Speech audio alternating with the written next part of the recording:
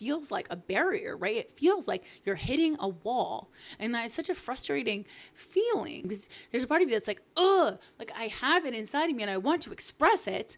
Why am I stuck? Why can't I find my words? You're listening to Say It Anyway, the podcast for people who know they're meant for more and are done holding back. I'm Maggie Marcus, and here we talk courage, self-trust, and what it takes to lead yourself, even when it scares the hell out of you.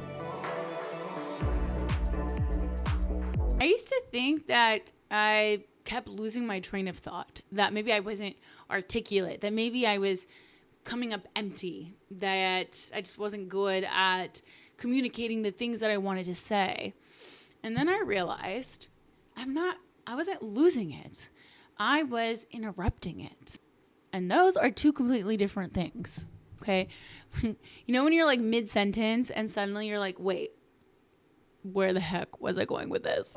Right? You blank out, or maybe you start trying to like edit what you're saying and pivoting and changing it, maybe to make it a little bit nicer, like you water it down. Or maybe you just like dismiss the thought and you think like, oh, I don't really know what I'm talking about. I don't even know what I'm saying, or this sounds stupid. Or I should start over, right? And you stop. And then you think, I'm just not good at articulating myself. I don't have the right words. But what if that's not actually true? What if you just keep stopping yourself before you even let the thoughts form? Before you even let them become something. I've been doing this 90-day challenge where I show up and I do a talking head video on social media every single day. I've done today's day 42, but I'm like almost halfway through in this challenge. And the biggest thing that I've learned is this, that every time I'm in the middle of recording, I'll start something. And every time there's a moment of like uncertainty, I have this instinct to stop, to restart, to script something, to maybe just give up. Because I'm like, I don't know where I'm going. This is dumb. Forget it. So that was like my instinct. And even when I started podcasting, it was the same thing too. But here's what I've been learning through the creating content. And I realize in reflection, I've learned this through podcasting too. But I think it's been easier with podcasting because it's less of an immediate response from people. Like, you post on social and then you can see if people are liking or engaging with it. And when I podcast, I don't really always look at all of that, and it's not an immediate reaction or response. But anyway, all that to say, what I've realized is that when I notice those moments where I want to stop, where I lose my train of thought, where I'm a little confused as to where I'm going, where I realize I'm not sure what the point is of what I'm saying, and I want to kind of just stop, re-record, give up, what I've been doing is pushing through instead. Just give it a few seconds more. And I just try to stay with the thoughts. And what happens is that when I push through to the other side, my thoughts often will find a path. They will find each other. And through that, what comes up a lot of the times, or what comes out, might surprise me in the best way. It might be unexpected insights. It might be something that I didn't realize that I thought before. Or I was like, oh, I like the way that I articulated that. That was a really good metaphor, Something came out of my mouth that I didn't expect. And it was good. I liked it. And that's when I started to realize that I could trust myself. I could trust myself to explore my own thoughts and to get to the other side. So the difference between losing our train of thought and interrupting it is that I think losing your train of thought is very human. Like that just can happen, right? You get distracted. Something catches your eye. Something else pops up. You see a notification. You forget where you were going. I think that's very normal to like be losing your train of thought sometimes. But interrupting it is different. Interrupting it, that's when you start judging the thought while you're still having it. It is coming from a place of evaluating rather than sharing. Like you go from being a person who's expressing the thought to now the person who's evaluating and judging it. Rather than just allowing yourself to be the sharer or to just speak. Now you're in critic mode. From explorer to editor, from participant to observer. And in that switch, and we do it so quickly, it's like in the same breath. And in that switch, the thought collapses. You lose it. You lose where you were going because now you're in critic mode. And some of us, we don't even want to struggle to figure it out. I think there's a part of us sometimes that's like, well, I mean, it's a human inclination to not want to struggle, to not want to feel pain. And so immediately when we come up against that barrier where we're confused, we don't really know where we're going, we're doubting ourselves, the instinct is to be like, ugh, I don't want to struggle through this. So you just want to give up and let it go. But wrestling with the thoughts is part of the process of learning to articulate yourself and express yourself.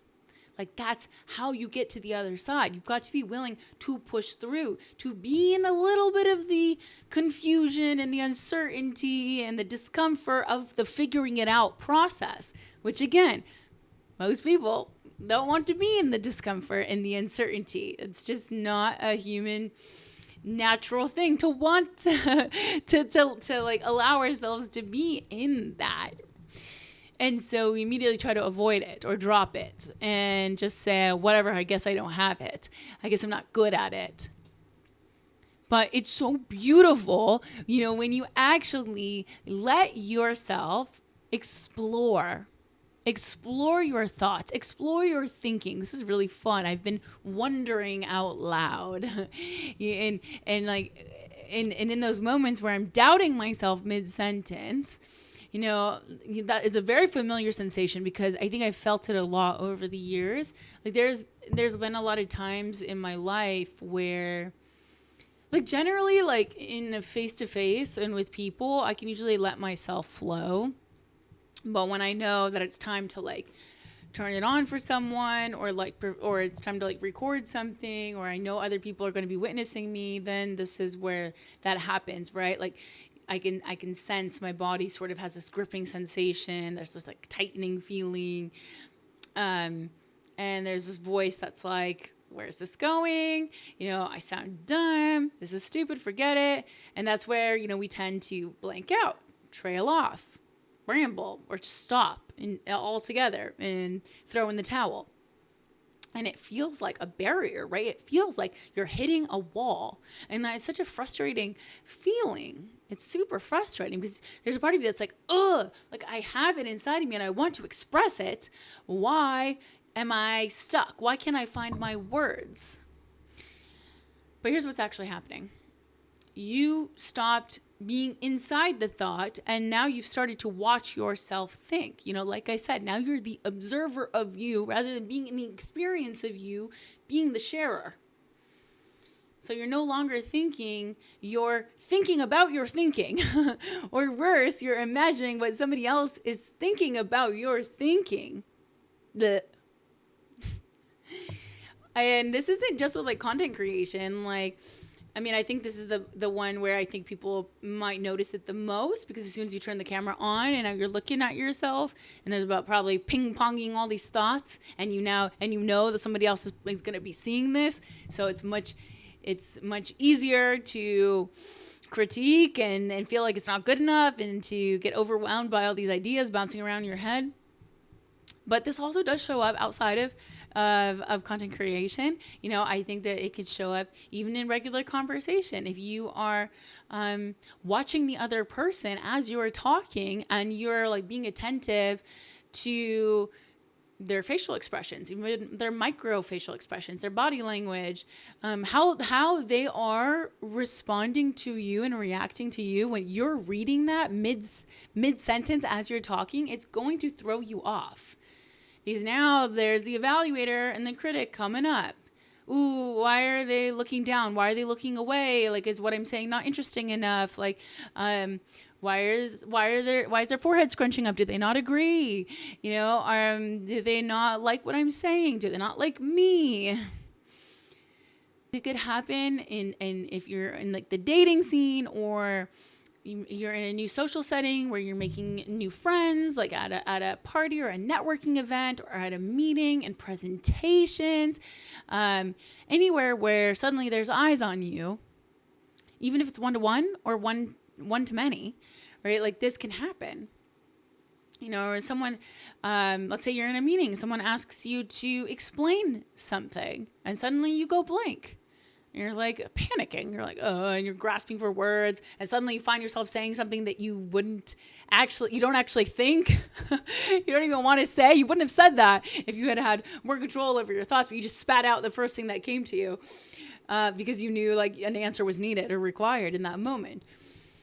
But, you're not calm enough or relaxed enough in your body to be able to articulate what you really think. And also you probably haven't practiced speaking under that kind of pressure or in that kind of setting. Like you haven't like let yourself explore your thoughts because you've created a habit of editing yourself and stopping yourself before you even let yourself form your opinion or your thoughts on things.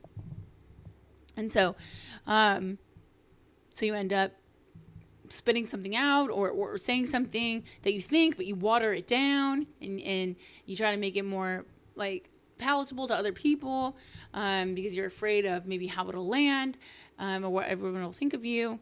Half the time, I think, are not losing our words. We are choosing safer ones. We are interrupting ourselves in our own thinking process because we're so concerned with other people's opinions and perceptions.